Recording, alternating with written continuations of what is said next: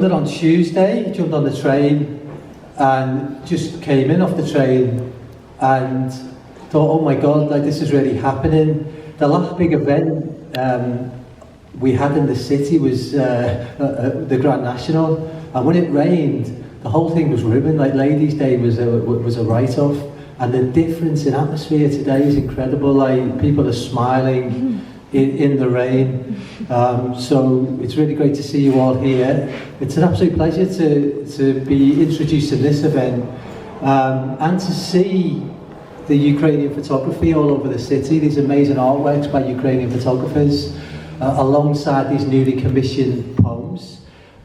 It's so refreshing and it makes me glow to work with an organisation like the Open Eye, because not every organisation gets poetry, and the way the poems have been presented, it's really sensitive, right down to every detail, and I think that can be seen most in the translations, the decision the gallery made to present the poems with Ukrainian translations wherever they can, and that's exactly what a project like this needs. I can just see our final poets arrived. Excellent.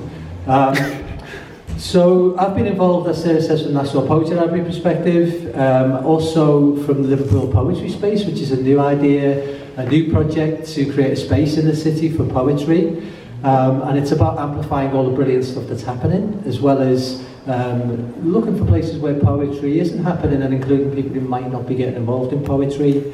So with this particular event, I was working with Sarah probably at 2 o'clock in the morning around shaping what this project would look like in terms of the poetry. And I had another message come in from Steve Fowler, who I'm going to introduce shortly, who I know really well as a poet, but also as the director of the European Poetry Festival. And he said, I'd love to bring my festival to Liverpool. Have you got any ideas on who to work with?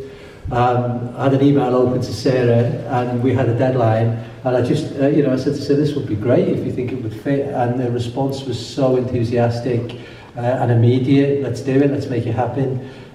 So I think Steve thought I was some kind of budget wizard, like plucking out events and opportunities. It was the perfect moment, and now that was in January, and now we're here. Steve's events are quite unique. We had 2 in the National Poetry Library. The final one in London was yesterday with Latvian poets. It was unexpected, it was funny, it was surprising. You don't really know what you're going to get with these events, and that's why I love them, and that's why I think they're important. For this event, we wanted to do something that was in solidarity with the Ukraine. So the poets didn't have to necessarily respond to what's happening in the Ukraine, but they're using their creative minds, and they're using their imaginations and entering actually into the shared imaginary with another poet to create new work, which is a gesture in solidarity with the Ukraine. I think that's really, really great that the poets have done that for us this evening. I'm going to hand over to Steve shortly. There's more poetry to come. If you don't know, Ukrainian poet Ilya Kaminsky is coming to Liverpool on Monday. Don't miss that one.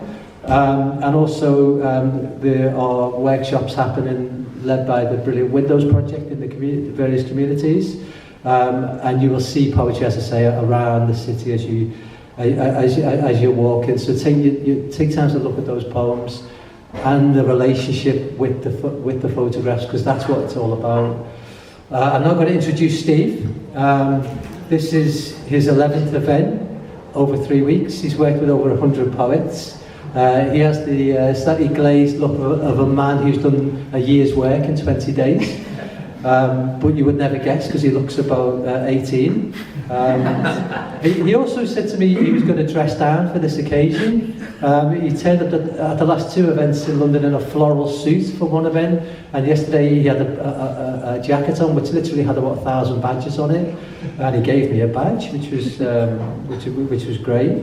And he said, I'm going to dress down for Liverpool, and of course I walked through the doors, and he's right in the Eurovision spirit, and I know he's going to bring his unique kind of energy to this event. So please welcome poet, novelist, artist, curator and the director of the European Poetry Festival, Steve Fowler.